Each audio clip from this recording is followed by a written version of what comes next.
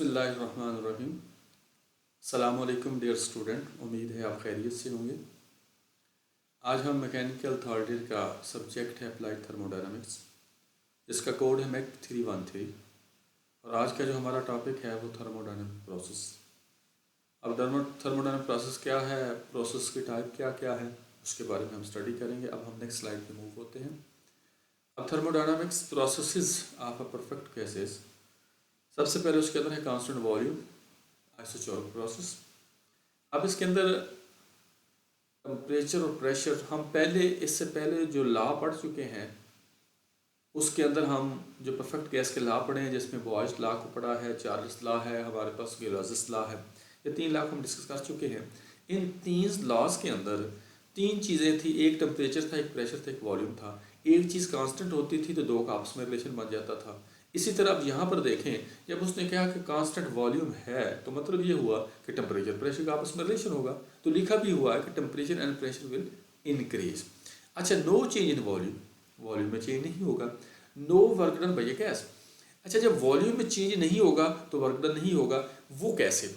वो इस तरह है कि इसका फार्मूला है work done is equal to P multiply change in volume. जब चेंज इन वॉल्यूम जीरो है तो वो जीरो जब प्रेशर से मल्टीप्लाई होगा तो वो हमारा वर्क डन है वो जीरो हो जाएगा। इस तरह कांस्टेंट प्रेशर है, इसको आइसोबैरिक प्रोसेस बोलते हैं। याद करने का बेहतरीन तरीका कि जो प्रेशर है उसकी यूनिट बार में भी होती है, तो इसलिए बोलता है बैरिक। तो बैरिक बार, वहाँ से बंदे इसको याद करने का भी आसान तरीका है कि एक आइसोबैरिक याद के चौरक का वैसे पता है कि उसका कांस्टेंट वॉल्यूम होता है। अब इसके अंदर क्या है, temperature and volume will increase, लेकिन प्रेशर इसके अंदर कांस्टेंट होगा। अब इसके अंदर इंक्रीज इन इंटरनल एनर्जी होगी, इसके अंदर वर्क डन भी होगा, क्योंकि वर्क डन और क्योंकि हमें पता है कि heat supply Q is equal to internal energy plus work done. और ये कौन सा लॉ होगा? Governed by Charles law. अब आगे हमारे पास है हाइपरबोलिक प्रोसेस। इसमें कहता है कि pressure and volume remain constant होगा। प्रेशर एंड वॉल्यूम कांस्टेंट होगा तो ऑफ कोर्स इसके अंदर कौन सी वो चीज़ ले रहा है, वो टेम्परेचर कांस्टेंट ले रहा है। तो वो क्या है? वो गवर्न्स बाय बॉयज लॉ है। इसके अंदर P V is equal to constant. अच्छा, अब कांस्टेंट टेम्परेचर बोलते हैं या आइसोथर्मल बोलते हैं। आइसोथर्मल ये भी प्रोसेस है।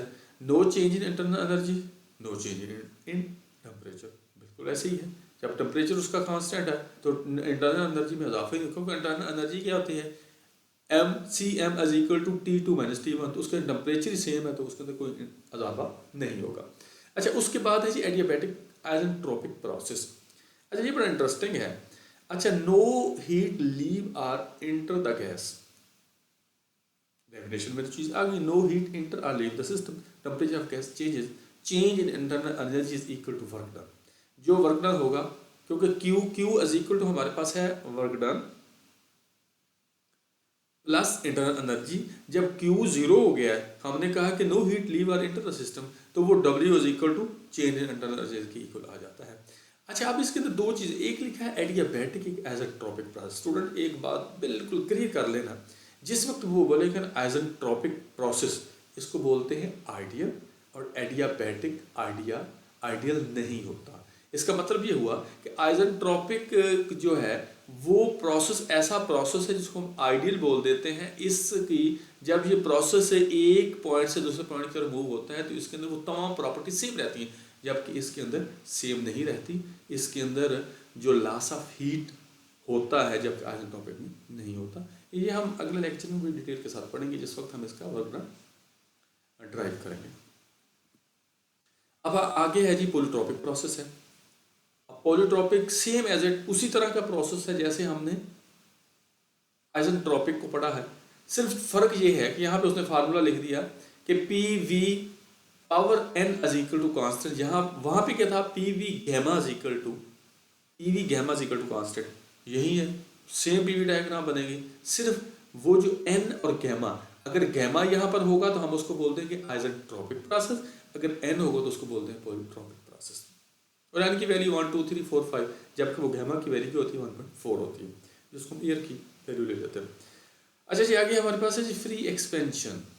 अच्छा, when a fluid is allowed to expand suddenly into vacuum chamber through an orifice of a large dimension।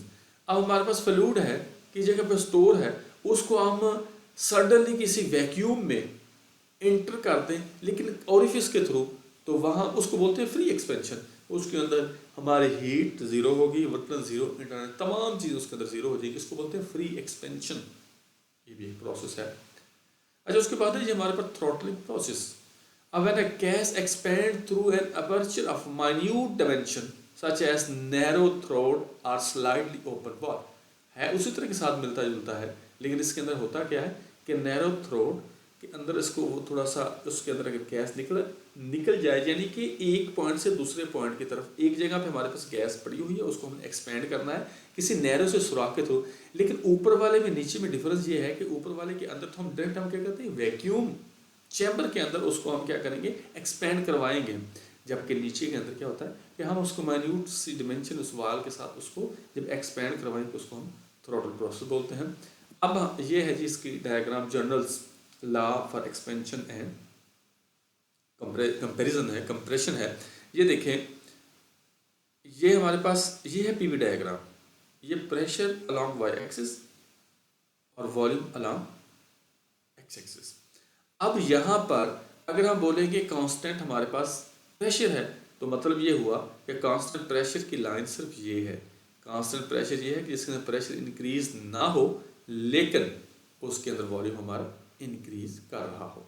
अब ये चीज जो उसने n इजिकल टू 0 लिखा, मतलब ये है कि P V n is equal to constant, तो पी वी एन जहाँ पे उसकी वैल्यू को 0 पुट करेंगे तो ऑटोमेटिकली उसको 1 कर देगा, तो वहाँ पे पी आ जाएगा। तो ये है हमारे पास कांस्टेंट प्रेशर। अब इस तरह कांस्टेंट वॉल्यूम के ऊपर जाए, तो कांस्टेंट वॉल्यूम के ऊपर अगर हम उसका, हमने क्या कहा था कांस्टेंट वॉल्यूम के अंदर क्या होता है कि उसका वॉल्यूम कांस्टेंट होता है, तो ये देखिए इस पॉइंट से इस पॉइंट काउंट कांस्टेंट है। आइसोथर्मल के अंदर क्या टेम्परेचर कांस्टेंट होता है, isothermal plus n is equal to, उसने उसको 1 कर दिया है, हम 1 करें तो P V is equal to C बन जाएगा। अब पॉलीट्रोपिक प्रोसेस है, इसके अंदर क्या होता है कि n जो है वो गैमा से बड़ा होगा, गैमा आर। अब पॉलीट्रोपिक प्लस कर्व ये बनती है, adiabatic or is equal to N की ये बनती है। असल में एक्चुअली हम ये है एक जर्नल साइन का ओवरव्यू है कि प्रोसेस होते क्या हैं। अब जब हम फर्दर इनका वर्क डन निकालेंगे, एरिया अंडर द कर्व जो है वो इसका वर्क डन होगा, हम उसको फाइंड आउट करेंगे, तो फिर उसके अंदर मजीद आपको मजीद समझ आ जाएगी ये कैसे होता है। अब जिस तरह हमने ये डायग्राम बनी है ना, अब हम इस तमाम डायग्राम को ना फर्दर सीखेंगे इंशाल्लाह। थैंक यू, बहुत बहुत शुक्रिया आपका।